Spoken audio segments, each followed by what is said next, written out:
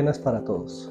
Me presento, mi nombre es Miguel Ángel Quintero Acosta y en el día de hoy hablaremos de ética y bioética con un tema en relación. Hablaré sobre la donación de órganos, pero no la donación de órganos normalmente que conocemos, que es a través de que un adulto, a través de su conocimiento y a través de su libre albedrío y altruismo, puede realizar donación de órganos a otras personas, donde normalmente legalmente se dice que eso es anónimo para que entre el donador y el receptor no haya una percepción o una situación de deuda eterna. Lo hablo desde el momento donde lastimosamente los padres de familia en algún momento de sus hijos tienen un hijo con una enfermedad terminal. Al no encontrar elementos o personas para sus tratamientos que sean compatibles para la donación, se crea la figura de hermano salvador. ¿Qué es un hermano salvador? Es que genéticamente se pueda formar un niño que sea compatible con esa persona enferma y pueda realizar sus donaciones para salvar esa vida. Desde ese concepto pienso plantearlo, pero vuelvo y digo, no soy padre de familia, no puedo colocarme en esa posición de decir qué haría por un hijo, porque normalmente como padres la mayoría de las veces darían, yo hago lo que sea por mis hijos. Pero ¿hasta qué punto podríamos decir afectaría o crearía genéticamente un niño para salvar a otro? Lo hablaré desde esa disposición.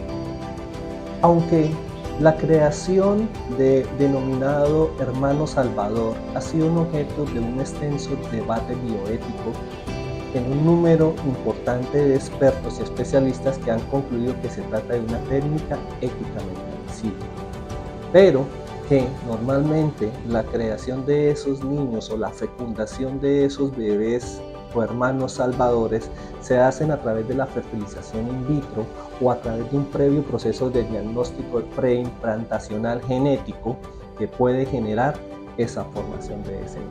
Normalmente la creación in vitro, la fecundación in vitro, se hace que a través de el nacimiento de esos bebés salvadores o esos hermanos salvadores para ciertas enfermedades específicas que incluso pueden ser a través de la matriz, la sangre, médula espinal, todo lo que requieran los niños genéticamente realizados, en la mayoría del planeta Tierra no está legalizado.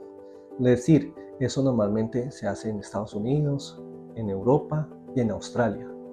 Los primeros casos se vieron en el 2001 y han ido progresando. Normalmente durante este proceso que se ha creado los hermanos salvadores, donde se presentan las solicitudes porque eso requiere de un proceso legal, hay cuestiones de que tenemos que tener en cuenta. Normalmente de todos los procesos que se presentan cumpliendo unos requerimientos específicos para cumplir la necesidad, porque esto es legal y se podría decir ético o científico, porque para muchas personas pueden estar en contrariedad de estas palabras. Normalmente los procesos que se presentan casi siempre son aprobados el 75%. En Latinoamérica no ha sido aprobado legalmente estas situaciones, pero en Europa sí se hace. Según Kant, dice, los niños y las niñas no pueden ser tratados como objetos, pues se vulnera el principio moral. Abro comillas, y Kant dice, nunca deberás usar a las personas solo como medios, sino como fines en sí mismos. Cierro comillas. Entonces, normalmente durante la donación de órganos que se hace bajo el consentimiento del donador, pienso yo hasta dónde llega la ética y la bioética sobre los padres y la patria potestad sobre unos niños infantes, porque normalmente cuando empiezan a hacer estas donaciones las realizan desde el momento de su nacimiento, ya sea a través de la sangre del cordón umbilical para hacer donaciones, médula espinal, lo que sea, y quién cubre o quién protege los derechos de ese niño o hermano salvador porque ocurrirá durante un proceso de tratamiento. Pongo un ejemplo lógico o un ejemplo que se podría decir. El cuerpo humano es tan perfecto que tenemos a veces hasta 2 órganos.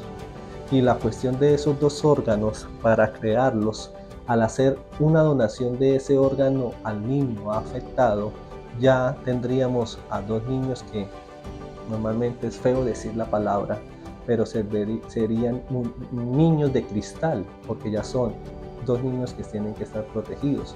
Pero también pensar que ese hermano salvador en algún momento se va a poder sentir como un objeto, como una cosa, porque por ese fin fue fecundado, no creado, fecundado, en el sentir de que era y se concibió no con la percepción de crear una familia, sino con la percepción de ayudar a una persona científicamente.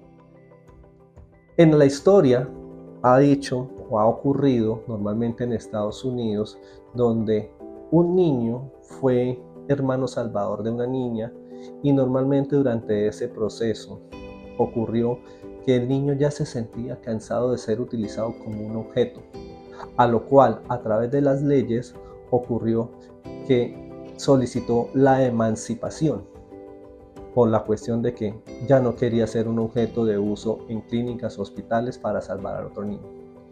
Ese es mi concepto, lo que digo sobre la bioética, hasta dónde podemos llegar y decir o hasta qué punto nosotros somos autoritarios o tenemos el poder sobre otras personas, sobre nuestros hijos o futuros hijos. Vuelvo y reitero, no soy padre, pero también uno haría la cuestión todo lo que pueda por los hijos. Y a veces en ese conflicto entre los propios padres que dicen hagamos lo que sea por uno o por mi hijo, y la contraparte diga no, éticamente, religiosamente, científicamente, legalmente, cualquier percepción que tenga van a decir no estoy de acuerdo.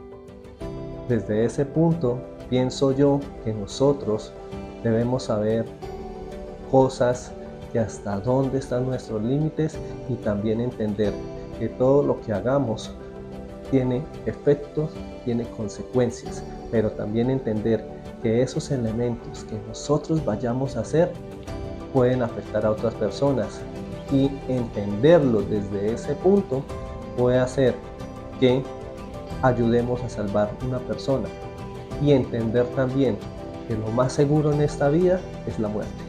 Muchas gracias.